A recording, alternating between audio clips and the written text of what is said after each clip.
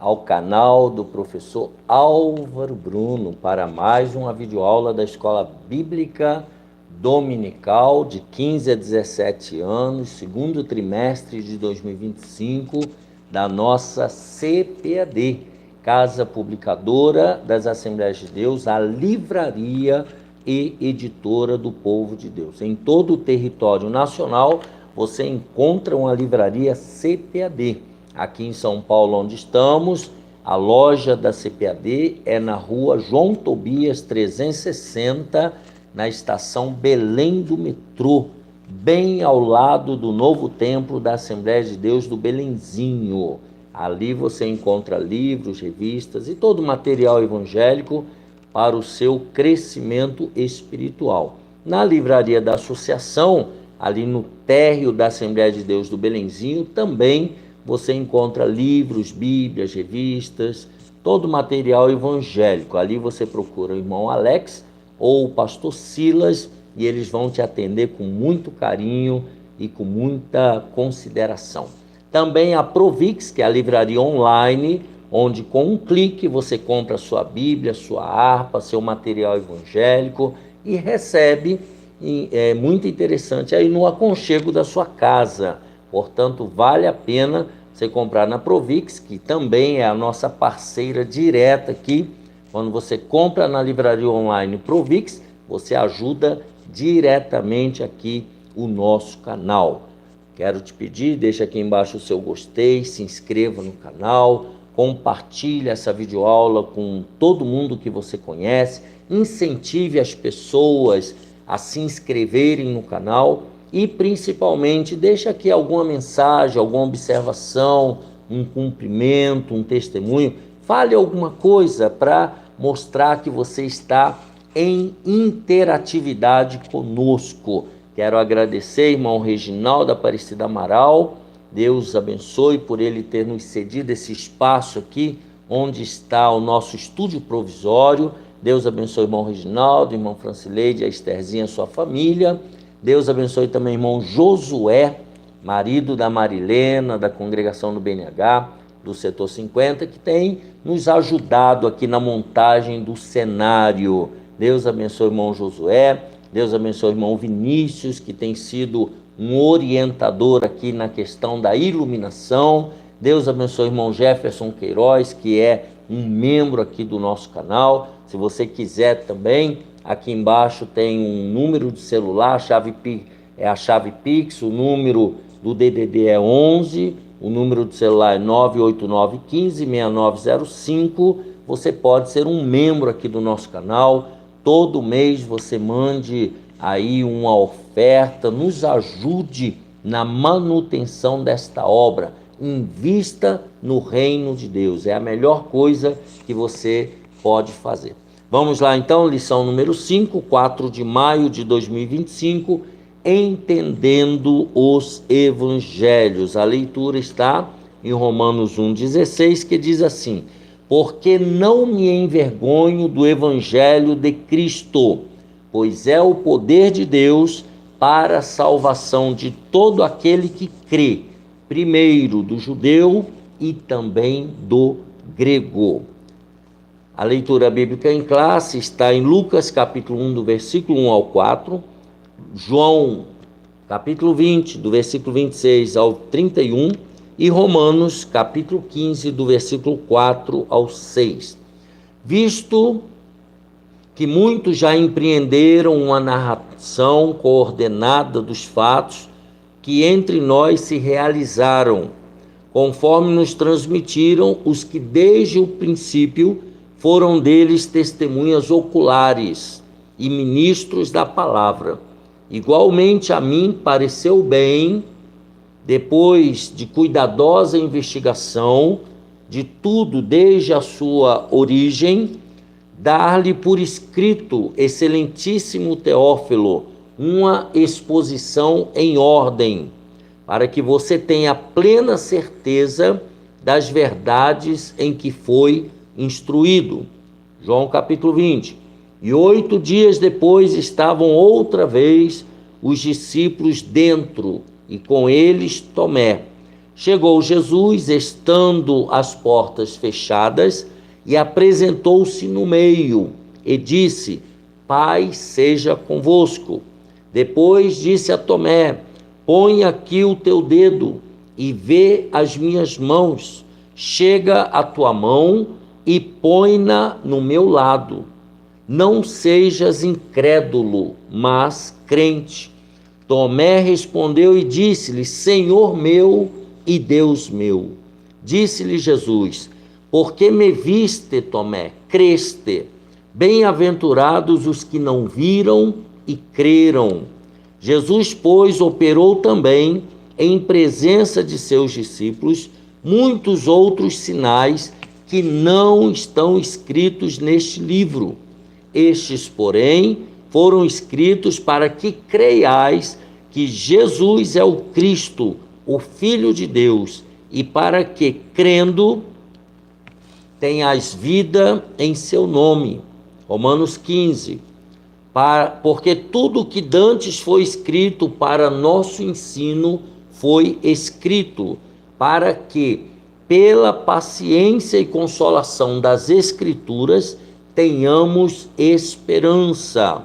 Ora, o Deus de paciência e consolação vos conceda o mesmo sentimento uns para com os outros, segundo Cristo Jesus, para que concordes a uma boca, glorifiqueis ao Deus e Pai de nosso Senhor Jesus Cristo.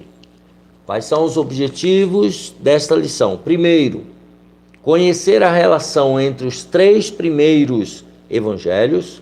Segundo, saber em que João se distingue dos demais evangelhos. E o quarto objetivo, obter uma visão panorâmica de cada evangelho. Vejamos então, primeiro, os evangelhos sinóticos. Você já viu o quanto cada um de nós narra o mesmo fato que aconteceu de forma diferente? Eu conto a mesma história, você a mesma história, só que de maneira diferente. Consegue perceber as similaridades e diferenças quando pessoas distintas narram o mesmo ocorrido? Você já viu o que tem de igual, o que tem de diferente entre as várias pessoas contando a mesma história? Isso acontece devido à cosmovisão única que cada um de nós possui, ou seja, o olhar pessoal de cada cidadão. Hipoteticamente, se um médico legista, um agente de seguros e uma assistente social testemunhassem o mesmo acidente de carro, cada um narraria o ocorrido à sua maneira, dando maior destaque àquilo que lhe é peculiar. E dependendo do público a que se dirigiriam, dariam mais ou menos ênfase a uma informação específica. Provavelmente, o médico legista escreveria mais sobre os detalhes que indicariam as causas do acidente, da morte em caso de óbito. O agente de seguros evidenciaria informações a respeito das perdas, dos danos, especialmente dos danos materiais.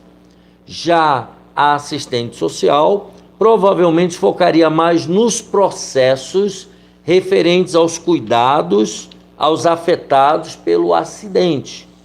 Juntando os 3 relatos, teríamos uma amostra panorâmica do caso. Aí cada um iria complementar. E se uma quarta pessoa, que nem mesmo presenciou o ocorrido, lesse e entrevistasse outras testemunhas, esta ainda escreveria um novo texto com mais uma diferente perspectiva. Cada um teria uma perspectiva diferente, ainda que muito da narrativa se assemelhasse, se parecesse, já que o ocorrido em si teria sido o mesmo. Tá? Então a história é a mesma, só que cada profissional, cada pessoa tem um olhar diferente. Assim, podemos compreender as similaridades e distinções entre os 4 evangelhos. Tá? É desta maneira que os 4 evangelhos, contando a história de Jesus, eles relatam. Por causa das muitas histórias em comum, os evangelhos de Mateus, Marcos e Lucas são chamados de sinóticos. Os 3 primeiros evangelhos, eles contam quase a história da mesma maneira. Vocábulo esse sinótico é um vocábulo derivado das palavras gregas sim, que é igual a com, e ópsis, ótica ou vista. Então, o sentido é, portanto, visão conjunta, tá? Visão idêntica. Então, os sinóticos, os 3 primeiros evangelhos, têm uma visão idêntica, parecida.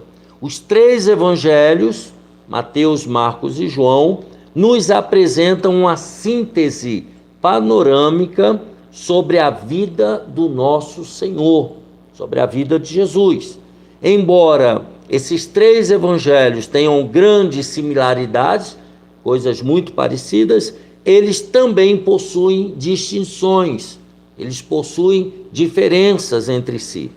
Tais peculiaridades nos saltam mais aos olhos quando nos inteiramos de que foram escritos para povos de culturas diferentes. Então, Mateus foi escrito para os judeus, Marcos para os romanos e Lucas para os gregos. Tá? Marcos para os romanos e Lucas para os gregos e Mateus para os judeus. Eu falei o que já estava escrito aí, né? Número 2, a relação entre os evangelhos. Sobre os registros feitos pelos escritores nos 4 evangelhos, vemos que a relação entre eles é de diálogo. Os 4 evangelhos, os 4 evangelistas, eles dialogam entre si. Mesmo com a perspectiva diferente dos autores, em cada texto, eles se complementam. Não no sentido da narrativa cronológica dos fatos, mas na mensagem. Eles se complementam na mensagem. 2 exemplos simples são os relatos da tentação de Jesus e a cura da mulher que tinha um fluxo de sangue. Por exemplo, no primeiro caso, o evangelista Marcos escreveu: e logo o Espírito, com letra maiúscula, é o Espírito Santo, o impeliu para o deserto. E ali esteve no deserto 40 dias, tentado por Satanás. E vivia entre as feras, e os anjos o serviam. Marcos 1, 12 e 13. Bem resumido, não acham? Apenas por esse trecho, não temos a informação de que Jesus esteve em jejum no deserto. Não sabemos o tipo de tentação que ele sofreu e nem vemos a forma como ele resistiu. Então, Marcos aqui, ele resume, né? Já em Mateus e Lucas, temos todas estas informações que não estão contidas no Evangelho de Marcos. Quanto aos serviços dos anjos, Lucas não menciona. Já Mateus e Marcos, sim. E é exclusivo o registro de Lucas de que, ao final da tentação, o diabo ausentou-se dele por algum tempo, lá em Lucas 4 e 13, sugerindo assim, ter havido algum outro momento de retorno do tentador. Então, o diabo voltou, na visão de Lucas, em outro momento para tentar Jesus. Vamos ao segundo caso, o da mulher curada do fluxo de sangue. É o evangelista Mateus que traz a forma resumida do relato. Ele não diz que ela havia gastado tudo o que tinha com os médicos na tentativa de ficar curada, ou que Jesus sentiu sair virtude dele quando por ela foi tocado, e nem sobre o diálogo que houve entre Jesus e a mulher. Marcos e Lucas, por sua vez, por suas vezes, eles dão detalhes desse relato. Então veja que os evangelistas eles vão contando a mesma mensagem e eles vão se complementando, tá? Aspectos dos evangelhos sinóticos. Vejamos, em linhas gerais, os evangelhos sinóticos, estamos falando de Mateus, Marcos e Lucas, apresentam as seguintes características. Primeiro, Mateus, com seus 28 capítulos, inicia o evangelho apresentando a genealogia de Jesus, no intuito de frisar que ele era descendente de Davi. Portanto, ele estava habilitado para ser rei de Israel. Então, esse é o ponto inicial de Mateus. Uma forte característica do livro de Mateus é a presença de sermões proferidos pelo Senhor Jesus Cristo. Nos capítulos 5 até o 7, há ensinos de vários temas, incluindo as bem-aventuranças, bem como nos capítulos 13, capítulo 18, 22 a 25, incluindo o sermão profético, entre outros. Então aqui é a característica do evangelho de Mateus. Agora vamos ver no evangelho de Marcos. Primeiro, ele é o menor dos evangelhos. Marcos possui 16 capítulos, Mateus 28, Lucas 24. Ele se detém mais a contar os feitos de Jesus, os milagres, as maravilhas e os prodígios realizados pelo Senhor. Então veja que é tudo muito objetivo, tá? Aquilo que Jesus fez. Os ensinos de Jesus também se fazem presentes no Evangelho de Marcos, mas muitos deles ocorreram durante alguns dos milagres realizados, principalmente quando alguém questionava ou murmurava do ocorrido, ou murmurava daquilo que Jesus estava fazendo. Aí Jesus trazia um ensinamento. O Evangelho de Lucas, vejamos, possui 24 capítulos, nós já falamos, e é o que mais se aplica a trazer informações sobre o nascimento e a infância de Jesus. Então ele traz mais detalhes sobre o nascimento de Jesus e sobre a infância de Jesus.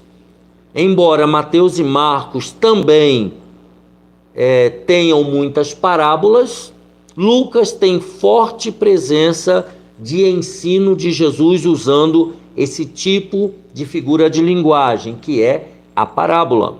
As mais célebres são as parábolas da dracma e da ovelha perdidas e do filho pródigo, no capítulo 15 de Lucas, exclusivas dos escritos de Lucas. Essas parábolas, elas não aparecem nos outros evangelhos.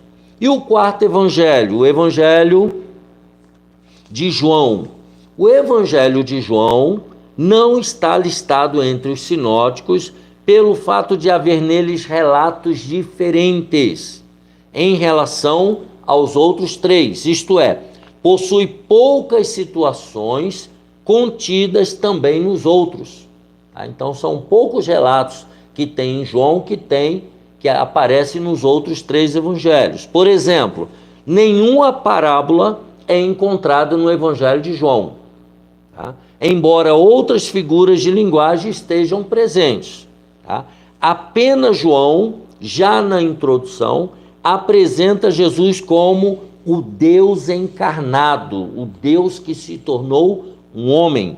O Verbo se fez carne e habitou entre nós. Então nós podemos dizer que o Evangelho de João mostra a divindade de Jesus, mostra que Jesus veio de Deus e ele era, como ainda é e sempre será, Deus. Esse é o objetivo de João.